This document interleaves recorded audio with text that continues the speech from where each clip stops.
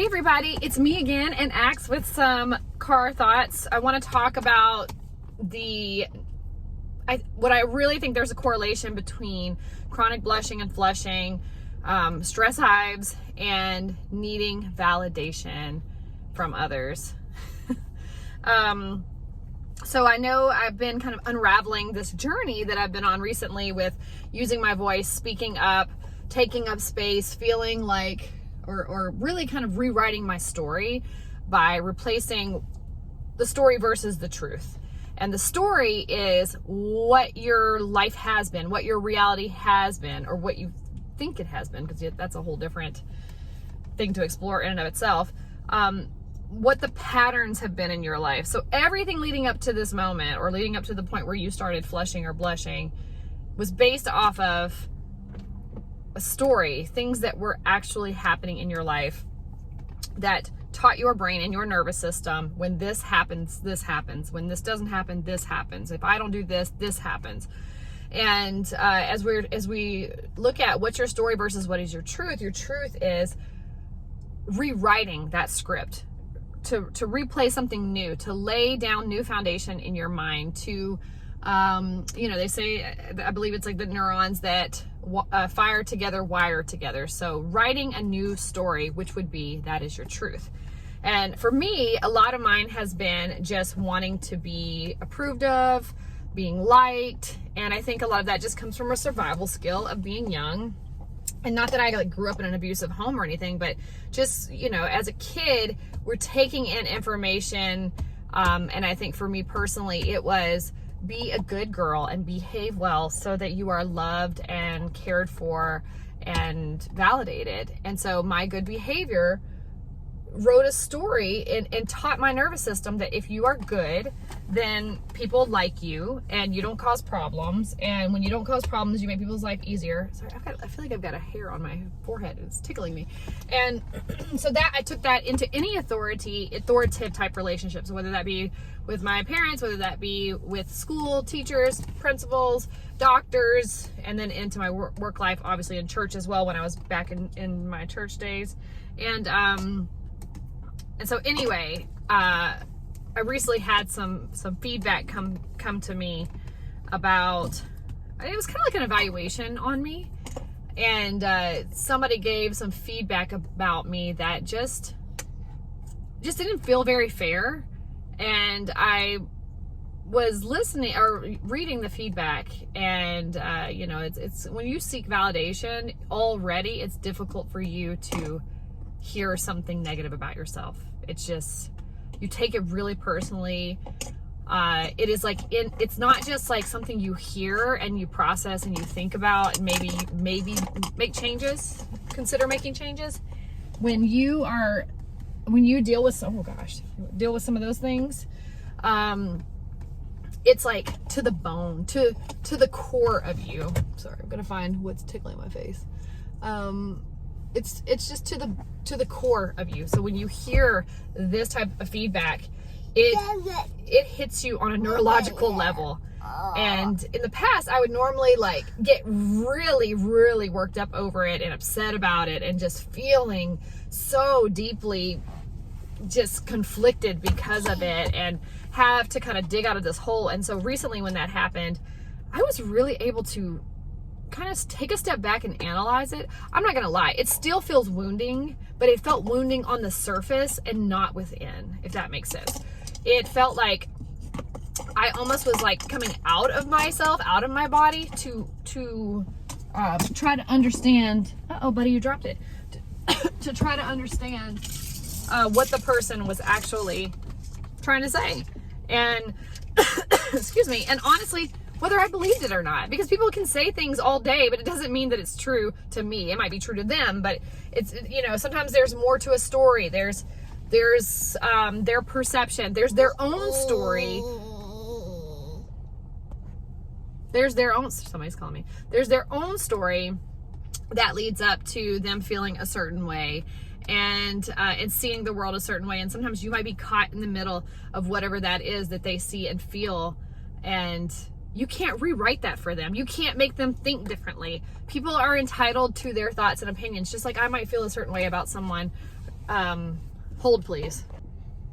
Okay, my morning calls come in. but just like I might feel a certain way about someone, and I don't really care enough to go get there, have them explain to me why this is a misunderstanding. And I'm sure people love them and think they're adorable, and I may just not have a great experience with them, and that kind of writes the script in my mind of what I feel about them. So, you know, and you're just not going to be able to change people's perspectives all the time. It's not really even our place to do that.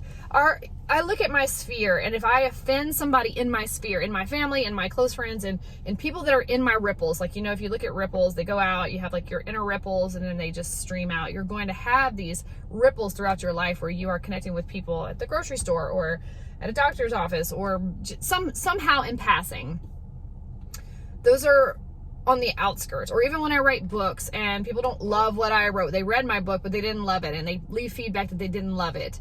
You know, that is something in the past that I would be like, I wonder who that was, and I wonder what they didn't like about it, and I wonder, that is fine. I mean, we should have this exchange of information going around us. It means we're living, it means we're human, and it means we're not always fully understood. And that has been a really, really deep thing for me, where I've spent a lot of my years trying to make sure that I'm not misunderstood, trying to make sure that people see this proper version imagery of me. And I don't even know what that imagery is anymore. Are you trying to drink my water? I honestly don't even know what that imagery is supposed to be and why I would want that to begin with. Maybe that's for, I mean, obviously it's for validation. But when I think about the struggle that I've had with blushing and flushing and erythrophobia, it's a double-edged sword, because you're trying to please everybody, appease everybody, get the validation from everybody, and you're getting further and further away from the truth of who you are, which I believe for me is why my flushing started happening. It's because my voice was silent. I felt kind of choked out in just being who I am. And when you're trying to be everything else for everyone else, you lose yourself in that, and your body is fighting back. Your nervous system is fighting back in these manifestations of this redness all over you to let you know that you don't have to be that. And somehow we get conditioned that we have to be this thing, and we have to be liked, and we have to be everything to everyone, and we lose ourselves in it. And it's because it's what's mimicked to us by the people around us, and the people we look up to. But yeah, if it's outside of my sphere, there's not a lot I can do about it. If it's in my sphere, like if my husband and I have a misunderstanding, or if me and a really close friend have a misunderstanding, or a colleague and I have a misunderstanding, you want to care enough to talk through it, because you want to further that relationship. You want to continue that relationship. And actually, if you've ever had a little bit of a riff with somebody you're really close to, and you guys work it out, and you have the hard conversation, and you talk through the misunderstandings, a lot of times that relationship actually gets a lot closer, and the trust gets a lot stronger. That bond is stronger because they care, and you care, and you love each other, you care about each other, you want to work it out. As opposed to people that are on those outside ripples, or really not even near the ripples, that are going to always have something to say, always going to have some sort of backlash, always have some sort of misunderstanding, and you won't have the opportunity to talk to them and work it out, nor does it matter. And I say that to hear myself say it, because, you know, it's something that happened to me recently, and I felt like I was finally observing it from a different side of myself. It didn't touch me into the core of who I am. It didn't wreck my evening. It didn't make me, you know, question myself and everything I'm doing and how I do everything. And it just made me say, you know, I'll be mindful of this. I want to be mindful. I don't have enough context to really understand the full impact of what the person, or what happened between me and the person. And if they don't want to talk to me about it, there's not anything I can do about it. So they're going to walk away knowing, or feeling, and in their reality, knowing that they feel a certain way about me. And to know there's absolutely nothing I can do about it is almost freeing. Like, well, actually, it's not just almost freeing. It is freeing. It is freeing to know that. And it's just kind of getting our mind and body to believe it as well, because it's been a long journey, and I know a lot of people deal with people pleasing, and I know a lot of people here who have chronic blushing, erythrophobia, flushing, and all of those types of symptoms. they have social anxiety. And why do we have that social anxiety? Because of judgment, because of being misunderstood, because we don't want to be seen in a way that we're not. But I mean, really, I mean, are we not always evolving and growing? And think about people who you may have fallen out with 5 years ago, 3 years ago, 2 years ago, and who you are today. Is that not a totally different person?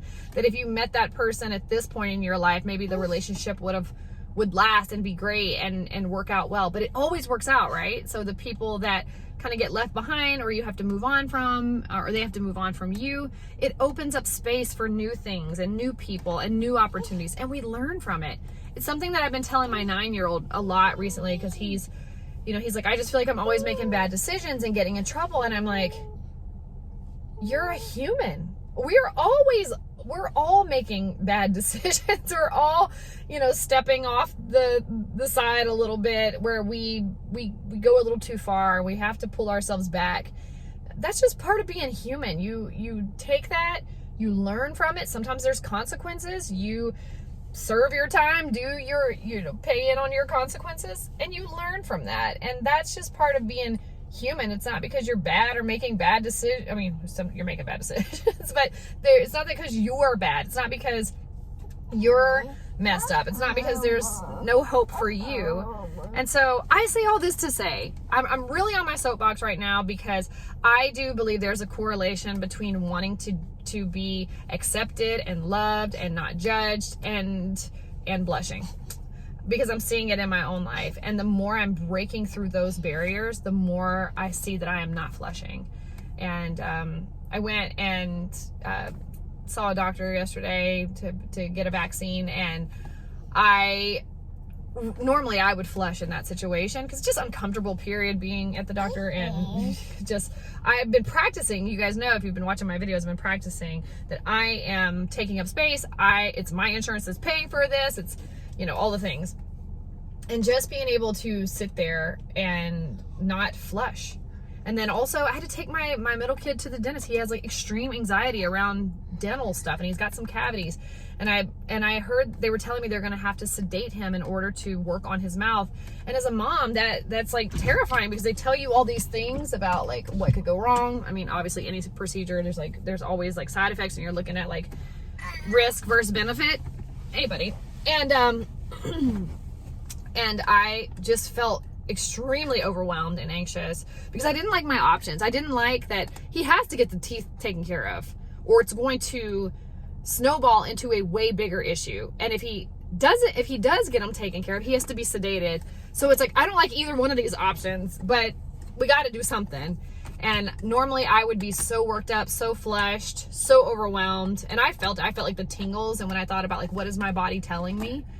I thought about like, you're extremely uncomfortable because you're anxious and you don't like these options.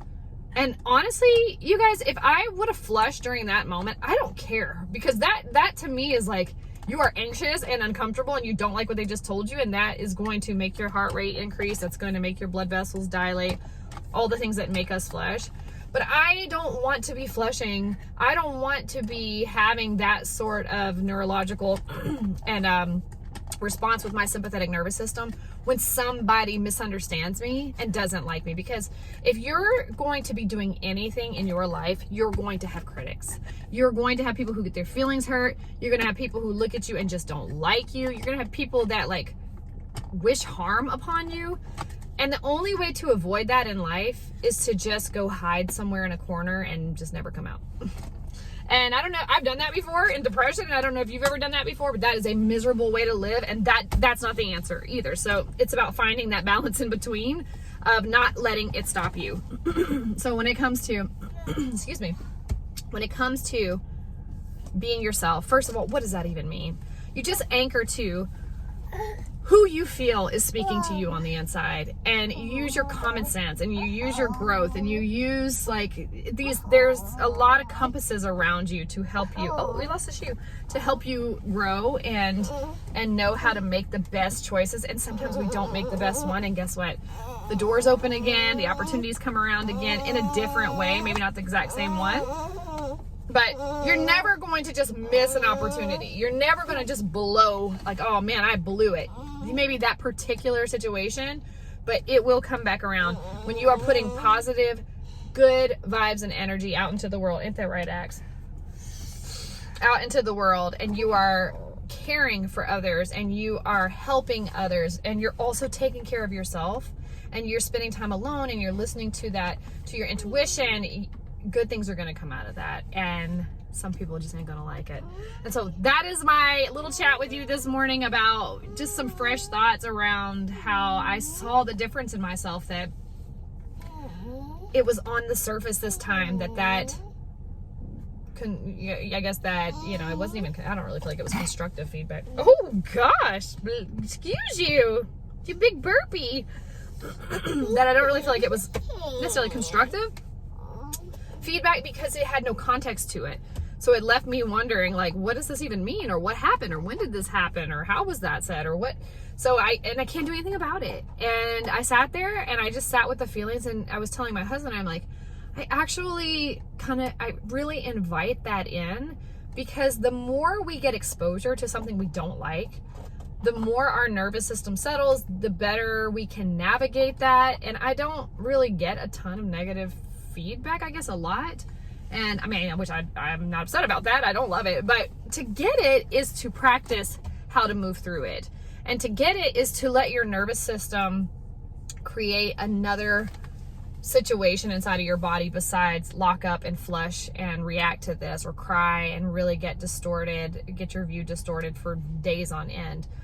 To have it happen is to rewire your brain to make it be obedient to your truth and not your story, because it does create a loop. It creates that, like, oh, this is the thing that happens, this is what the outcome is, because when you're used to that, that's what your brain remembers and your body remembers.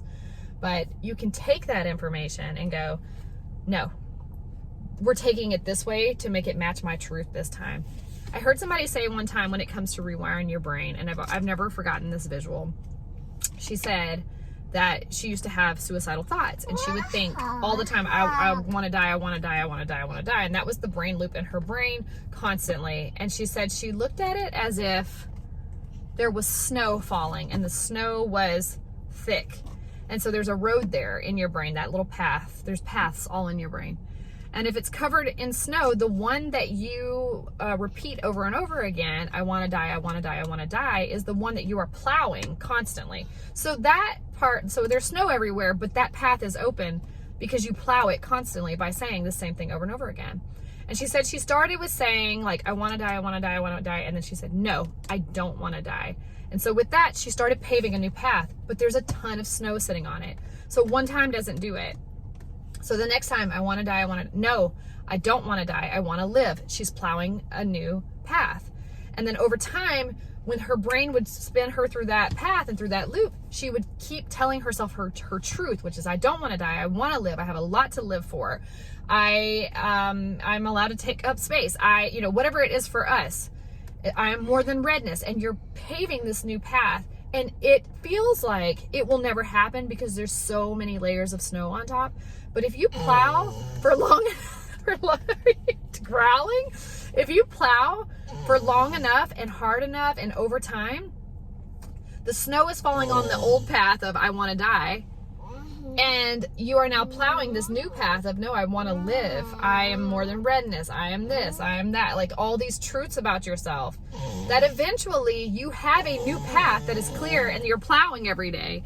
And that old path starts to lightly get covered in snow, and then another layer of snow, and then it's heavily covered in snow, and that path is there no more.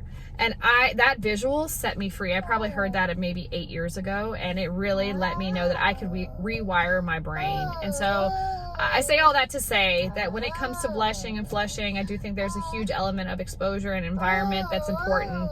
But I also believe you have a story and you have your truth, and you need to be plowing where the truth is, not where the story is. We don't deny the story. It's got us to where we're at. But let snow fall on the story and start becoming aware of where in your brain you are saying these repetitive things that are continuing to plow these paths that are no longer benefiting you, that don't serve you, that are not getting you into where you want to be. They're holding you back, and plow a new path. And it won't happen because you got a little quick pep talk and some motivation. It happens because you keep plowing it when you feel everything from the other path, but you believe you are going to make that new path happen. And that's on you, my friend. All right, I got a restless little person here who is ready to go. Say, I'm ready to go. Thank you guys for listening. Thanks. I mean, this has been a really great outlet for me, whether you're listening or not. So I definitely think somebody can benefit from it. And if that is you, I'm so grateful. Thank you for being here. Thank you for hanging in there with me and watching my journey. And I hope you realize that if it can happen for me, this can happen for you. Yeah, so be sure to give it a like. Give this video a like if you like these types of chats, and subscribe, and leave a comment below about what is your story, what's your truth, and what new paths are you going to be paving in with your snow plow. I'm really curious. Like, speak those affirmations in the comments below. It does a lot for your brain and your nervous system when you make those declarations. And we're going to all do this together, right, Axe?